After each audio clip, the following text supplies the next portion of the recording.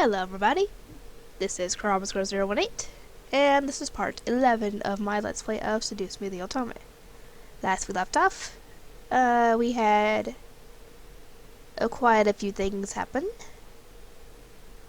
and if you want to know what they are, you will need to watch episode 10, because it's probably best that you don't skip any episodes.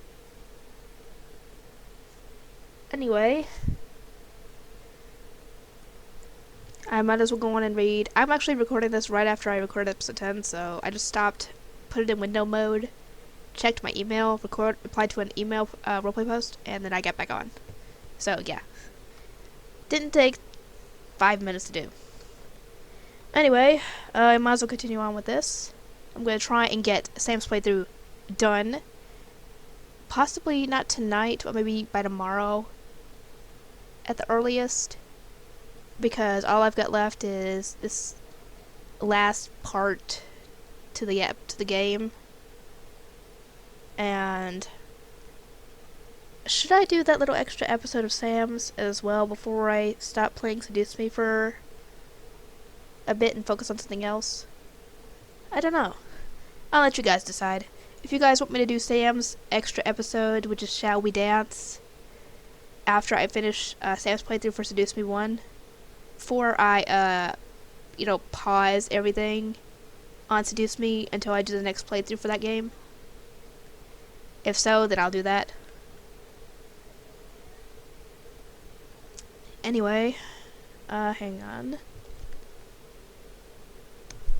They're talking about putting the baby down for night-night, which essentially it's... Actually, what time is it? About 9:27 at night, so he needs to go to bed, so... Since my sister is here, she'll probably be the one to put him down, because normally, but she's not here, I'm the one that puts him down to bed. But since she is, she should be the one to put him down for bed, because he is her son. So, yeah. Anyway, let's continue. Can my life get any worse? Yeah, considering what happened? A little bit. It can always get worse. But whether it does or not, still remains to be seen. No, I wasn't gonna let her win. She's not as powerful as she looks, I know it. I had to mentally confirm it. She wasn't gonna win. The boys wanted to stay with me. I held a sigh before closing my eyes, affirming my plan of action. No matter what she was gonna do, I was going to beat her. Eventually, the morning arrived and the sun screamed at me to get up. Surprisingly, I woke up before my alarm clock once again, which was nice. How did she do that considering Diana woke her up? I assume early in the morning, like say midnight or 1 in the morning. Good God. I stretched out and quickly got dressed, getting ready for school. She expects me to say goodbye to the boys. I will say good morning and we'll see them when I come back. No way am I going to say goodbye. And there are the boys. I scooped my bag up my bag and headed downstairs to the dining room, seeing the boys already eating a delicious selection of food. The smell made my stomach growl wildly at the sight of food, drew me to walk further into the room. Good morning, miss. Did you sleep well? About that. Before I could lie, hiding an instant in the back of my mind, Damien furrowed his eyebrows and stopped eating. Oh, crud, Damien's mind reading. She's here. The boys looked at Damien in confusion while I cursed his ability silently on my mouth. Damien, what's up with you? Of course she's here. She kinda owns the house. Not me, her. Or not me, she. Diana, she. Damien looked at me, wanting me to explain for him. However, the threats that Diana gave me last night warned me to keep my mouth shut. Do I say anything, or do I keep my mouth shut? Let's say something, because she ain't gonna control me. Diana. Damien pressed his lips together into a fine line. The other boys looked at me with a raised eyebrow. A girl named Diana came by last night. Diana? Is she important? Did she try to hurt you? Oh, trust me, if she had tried to hurt me, I would have... don't know how far Damien's range is on his mind reading, but if it's at least through the whole house, then she would have screamed really loudly in her head for Damien to show up. I assume that's what would have happened. She's a succubus. That single word made the boys stop and stare at me. I looked at each boy, unsure of what was going through their minds. Should I have avoided it? So, she's come to try and bring us back. Yep. She must really be desperate. Well, what should we do now? Nothing. She'll give up eventually. Will she? The voice continued to look at me as if I knew the answers to that question. Damn it, Damien. She said if I told you, she'd make my life a living hell. She can't possibly do that, right? She's not a devil. No, she isn't. However, she is a very powerful demon. She's a master of mind manipulation and has been trained in illusion. Unlike other demons who use strength to get power, she uses her charisma. She has the power to make armies bow to her and obey her every whim. That's why she's so obsessed with us. What? What do you mean? Well, she sorta has family ties to us. She was promised to marry one of us in exchange for more power. Okay, arranged marriage then. She's just some whacked up hussy who doesn't know how to close her legs. She's not a Sam! real threat. Why'd you have to put it like that? Good God! Oh, really? I feel insulted. Yeah, you should feel insulted. The boys and I looked around the room, wondering where the voice came from. I felt cold sweat run down the back of my neck in fear, remembering what kind of power she had. And they all squished to one side. At last we saw Diana by the entrance of the kitchen, juggling a single red apple in her hand as she leaned against the archway. The boys quickly surrounded me, glaring at the intruder. So, you took up a human name as well. Beautiful name, isn't it? Well, for a human name, anyway. Oh, shut What the it. hell do you want? To bring you back, of course. However, you weren't supposed to know that I was coming. I completely forgot about that little mind-reading ability. My mistake. Oh, she doesn't address the fact that I told them. Huh. Diana pushed off from the archway and walked towards us, making the boys step closer to me in a protective circle. Diana laughed. My. What has the world come to? A group of demons protecting a human girl? I'll tell you right now, she's not that pretty. And from what I can tell, she's still a virgin. Really? You air that out? You don't talk about that sort of thing. Besides, that's my choice. My face grew red in complete anger and embarrassment. How dare she? Yeah, how dare she? You don't air that sort of thing out. Yeah, I'm picking this. Oh, hell no. I stepped up, gently pushing the boys away to be face to face with Diana. I was furious, and she was about to feel my wrath. You are in my house. You are an intruder. You have no power here. Oh, really? Do I have to remind you of the power I have, dear? With a snap of her fingers, my mind suddenly locked up and I felt blank. I could see the world around me, but I lost control of my body. Great! The boys quickly reformed around me, with James gripping onto Diana's wrist in anger. Oh, don't make him angry. You will leave this instant. Or what? You'll kill me? I completely dare you to. Let me do it. I could use the workout. Hey, you got plenty of workout yesterday fighting Malix. Don't. What? The boys looked at Damien while Diana smirked in my blank state. I wanted to fight this hoe, but her power held me down. And why not? Good question. She wants us to kill her. If she dies, then civil war starts in the demon world. How would that affect us, considering we're not in the demon world anymore? Or you're not in the demon world anymore? Well, I was never in the demon world. Very good, sweetie. Hey, don't call Damien sweetie. What happens in the demon world doesn't concern us anymore. We live here now. Yeah, what Eric said. The demons will come to the human world and hunt us down before attacking each other. Oh, great! Sounds like fun. The demons will come to the human world? Oh, because of her? You sneaky bitch. I agree. Another snap of Diana's fingers, I was released from her hold, almost buckling to my knees. Well, will you all change your minds? I assure you, it's for the greater good.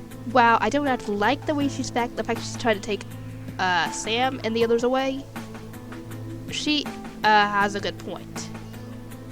That will be only be shown in the second game.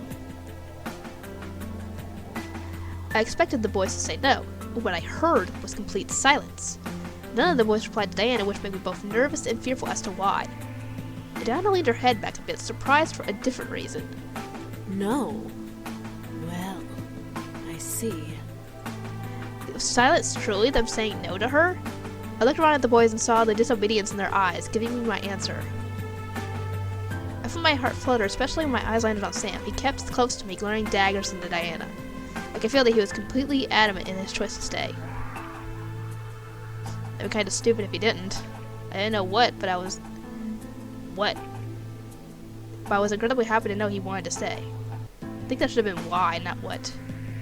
Diana decided to press a finger into her temple, rubbing it gently. Either all of you are playing a very convincing hard-to-get game, or you all must be out of your minds. Actually, neither.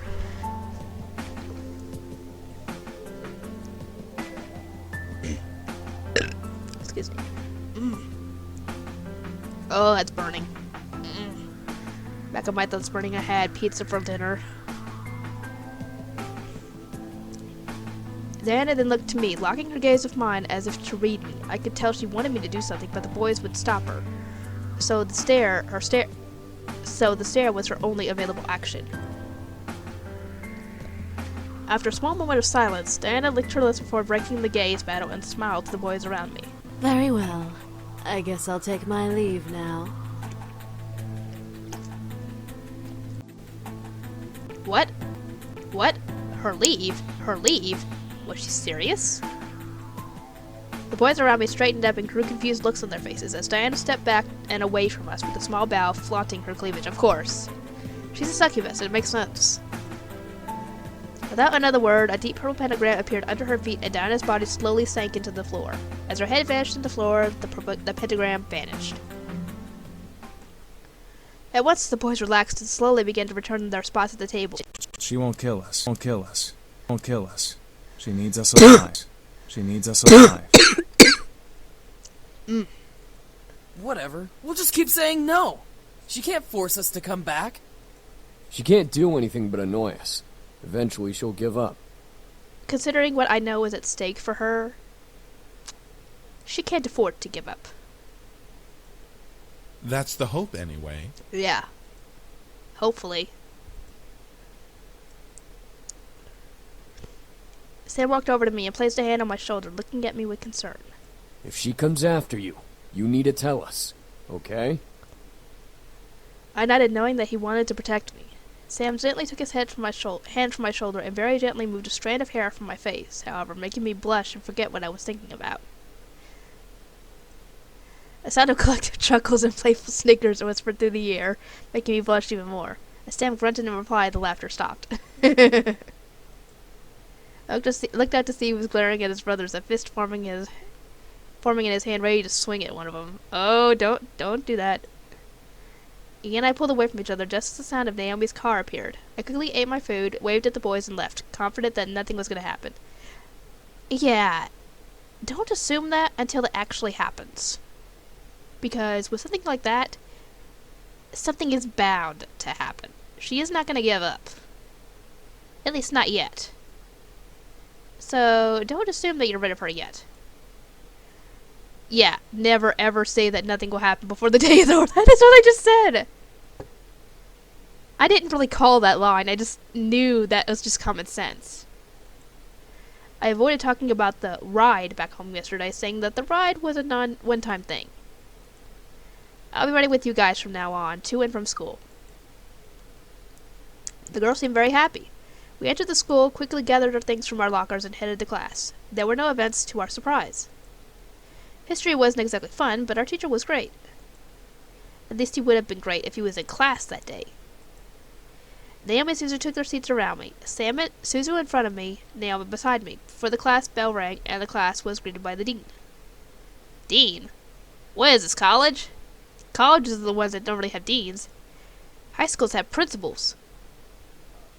Well, it's supposed to be in Chicago, so I guess things are different, but I don't know. Students, you'll be having a substitute for class today. Everyone meet. Miss Diana. Oh, I told you. I knew she was bad not to give up. My heart stopped. At the door with the dean was Diana, looking over the students and smirking as her eyes landed on me. Oh, great.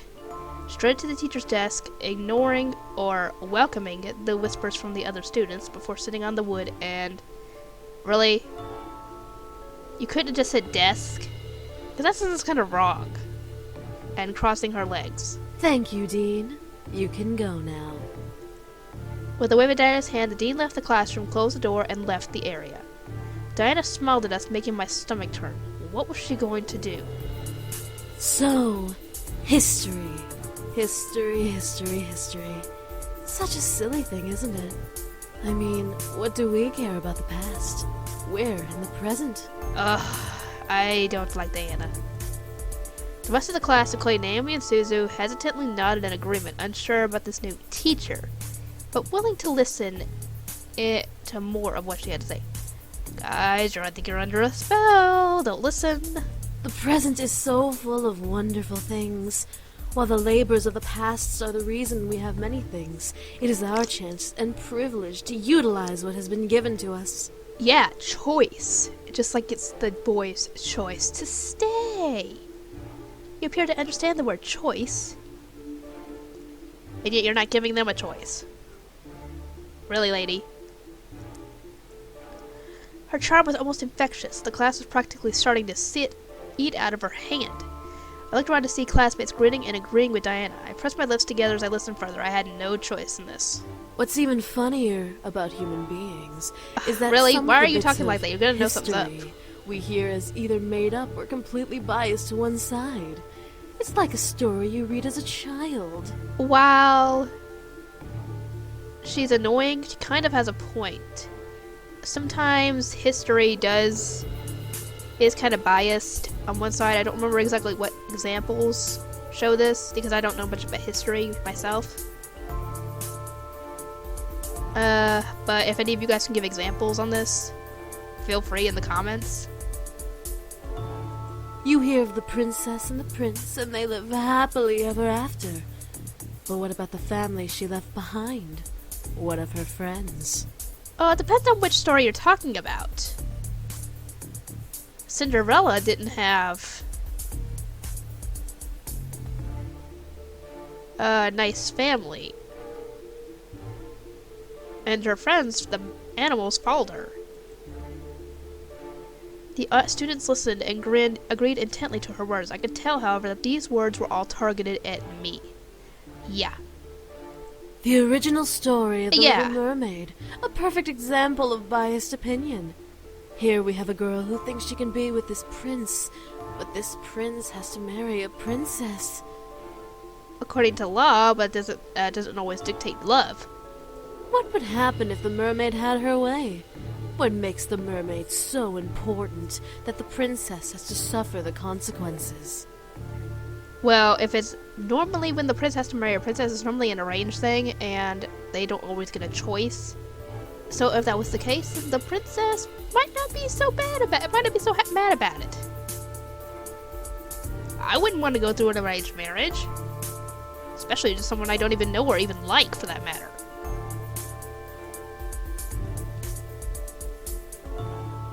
Let's just keep quiet. Okay, I'm all shut. There was no way I was going to let her get to me. Despite her being the teacher, I was going to ignore her. There was no telling what she could do if I talked back. Dana looked at me, expecting me to speak, but I merely stared at her. A smirk graced her face, a glare graced mine. I didn't need fights. Didn't need to fight to win. It's still something to think about, however, as we think of this story. It's so easy to believe that the mermaid was the heroine. But what of the poor princess? Why should the princess suffer the antics of a mermaid? The princess didn't do anything wrong to her. While she's being taunting with this, it's exactly what she's got a point. From what we learned in the second game, because Diana doesn't come back with the boys, obviously, She suffers the consequences of what happened because of that. Now, granted, if the boys had run away in the first place, it might have still possibly happened, and she probably would have been... It probably would have been slightly different because she was there, but it might have still ended the same way. So there's no guarantee that if the boys had gone back with her in the first place, that it would have turned out good. Because we don't know. More nonsense. I knew this was all a subliminal message to be to make me pity her. Though, considering what I know of the second game, she deserves to be pitied. My anger didn't allow any leeway to feel pity for her. How long was she planning to drag this out? She wasn't a real teacher. Diana continued to rave about the injustice the princess had to suffer through while the mermaid was in the prince's sight. To Diana, it was injustice. To me, it was a fairy tale. The boys chose me. He chose me. She wasn't going to convince them otherwise, and I wasn't going to let her. Diana stretched her arms up, making an obvious sexual noise that made some of the boys in the class shift in their seats. Ugh, pigs.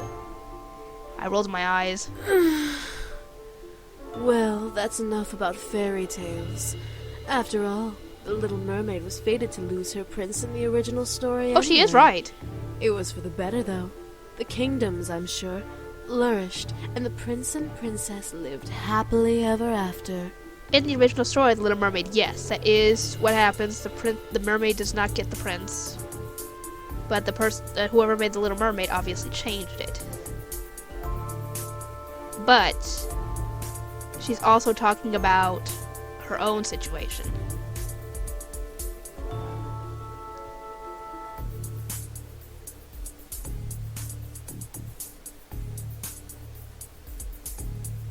If the boys were to come back to the Abyssal Plains.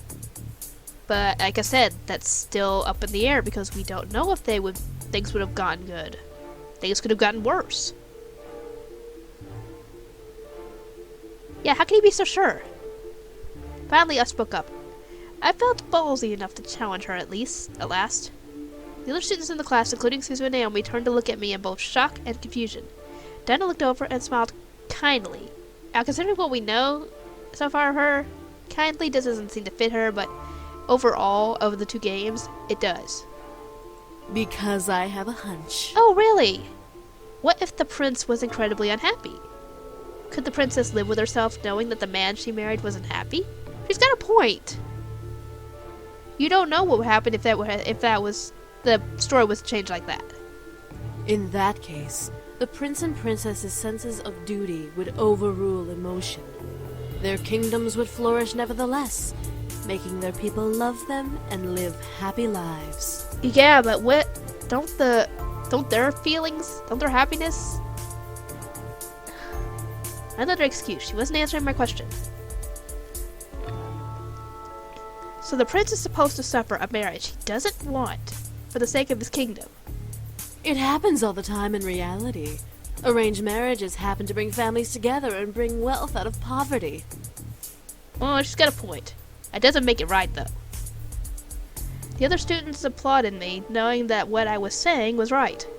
Diana pressed her lips into a thin line out of irritation, signaling my victory. Ha ha! Diana then stopped talking and looked at the clock on the wall, reading it quickly. This class had barely begun. Why was she looking at the time? Diana then leaned against the blackboard and smiled at us. I became worried. You know what? School isn't important. Everyone, go ahead and head home. Take the week off. The students suddenly began to chat happily or in confusion of the situation. Many thought it was a dream come true. Others knew better. Before anyone could protest, however, Diana pressed a finger to her lips and counted down with her fingers in the air. 3, 2, 1. The speakers of the classroom gently awoke, giving us an announcement we would never believe. Attention students. Due to an emergency faculty meeting, we will be closing school for the remainder of the day and this entire week. Please leave the school quickly and quietly and have a good rest of the week. Diana's doing, no doubt. She used her powers on them. Damn it. I felt the need to stop her, But how can I stop a demon in the middle of a public area? Diana smiled before gesturing to the door. Have a nice week off. School will resume next week. Many of the students filed out chatting to each other about new impromptu plans. Suzu was beyond happy, but Naomi was hesitant, which I can understand since she's kind of seems like the more studious of the two of them. Before we could pack up and leave, however, Diana stopped us. Excuse me, little miss. I'd like you to stay a little while. There's something we need to discuss. Of course. As Diana looked to Suzu and Naomi, she snapped her fingers, making my friends tense up. You two can head home. Don't worry about your friend until next week, okay? If you contact her, she won't reply, so don't bother. If she contacts you, ignore her, because she's just fine. Oh, you little witch. As if on command, Suzu and Naomi left the room. I tried to march after them, but Diana stepped in my path, warning me with her eyes that if I followed, there would be hell to pay. Oh, great. I had lost my two friends, at least for the week. Diana and I were alone, just like she wanted. Oh, great. What am I going to deal with now? I slammed my hands on the desk in front of me and glared at Diana. What are you doing, and what are you thinking? What? Do I not make a good teacher? No! I figured you should have a little lesson, so I took matters into my own hands. Whatever you're trying to do won't work. You really think so, dear? And what makes you so sure about that? What's making me so sure? Why was I confident? Were the boys worth this? My thoughts began to fill with doubt. All of the uncertainties about this whole ordeal began to cloud my mind. Diana's doing. I think it's Diana's doing. If the boys were ever found out, there'd be hell to pay. Was it worth it? What about Diana? What would she do to me? Would she make my parents forget about me completely? Would she ruin my friends' lives out of spite? So in my gut, I could felt a stone of confidence try to fight back. But the heaviness of my thoughts began to dissolve that stone little by little. What's going on with me? Diana's doing! What do you think? I looked up to Diana once again to see her gaze boring into my eyes. She was using her powers on me. This time, I was away from home, so I couldn't escape. Or could I? Did I want to? The way she stared at me made me feel warm and fuzzy inside my chest. Oh, that's so creepy.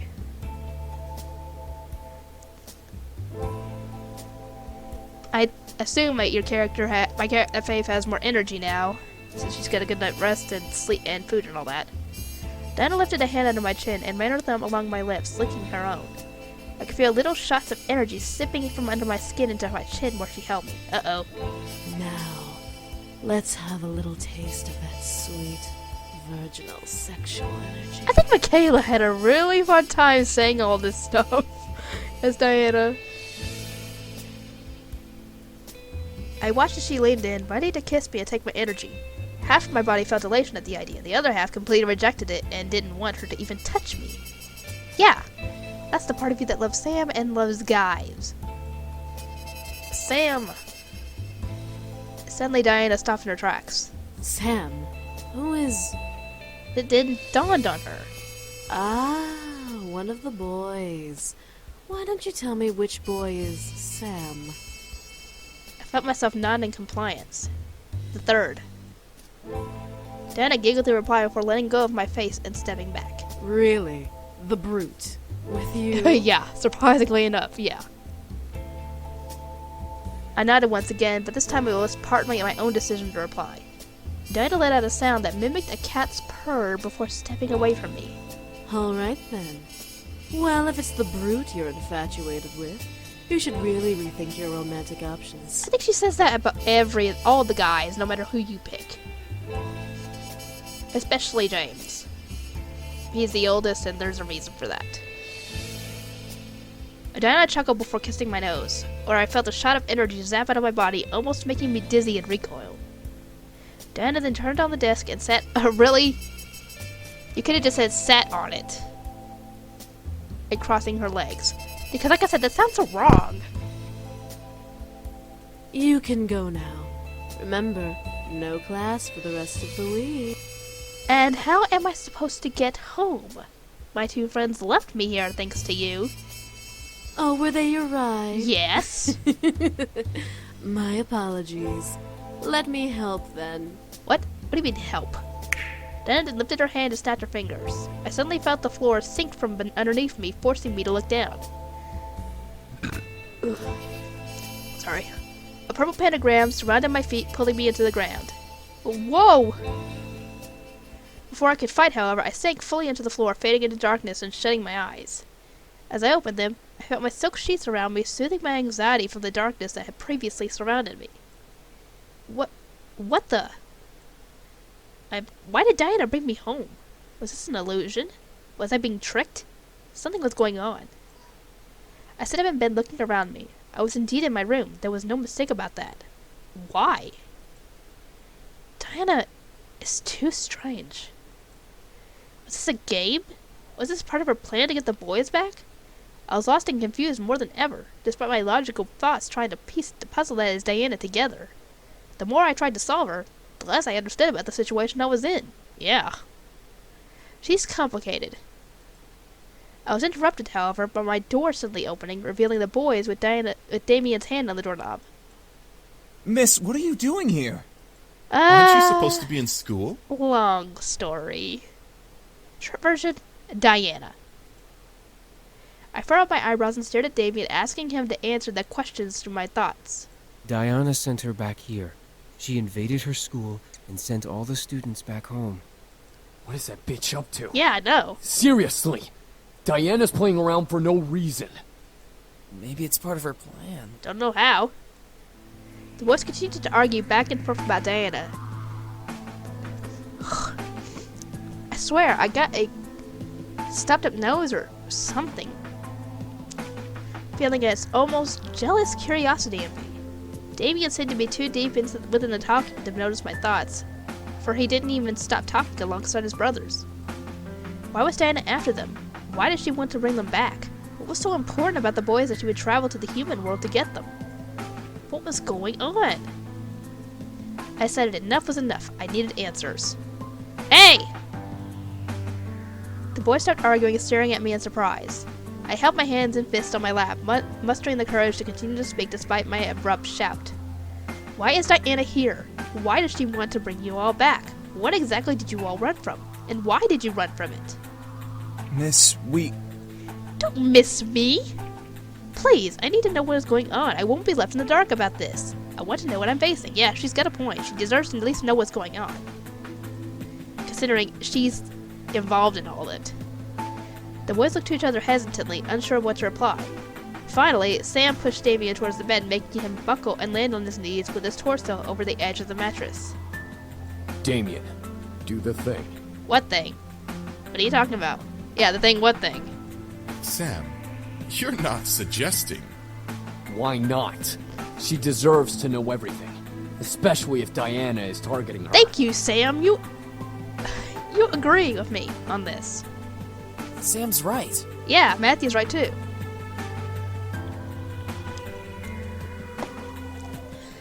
I guess we have no choice then. I was getting confused. What was Damien about to do? Damien stood before climbing onto the bed of me, sitting across from me on his knees. We're going to show you everything. You have to trust me, okay? The minute you stop trusting me, the vision will stop. Why would I not trust you? You're a nice guy. Vision? You want to know, right? Trust him. I looked at Sam, unsure of what was going on, but I nodded. If this was the only way to learn, this was my only chance to know. Damien gently placed his hands on each side of my head, gently pressing his thumbs into the skin above my eyebrows. I could only stare at Damien as his eyes began to glow gold, and energy began to both be pulled out of me and forced into my head.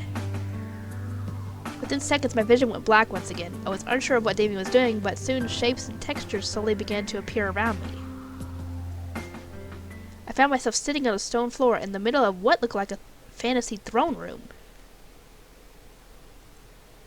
Where am I? How long have I even been doing this? Hang on.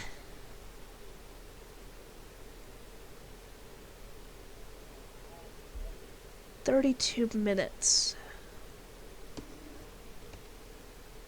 Okay, guys, I am going to end this part off here. I will see you guys next time, where we have at least 2 parts left for this.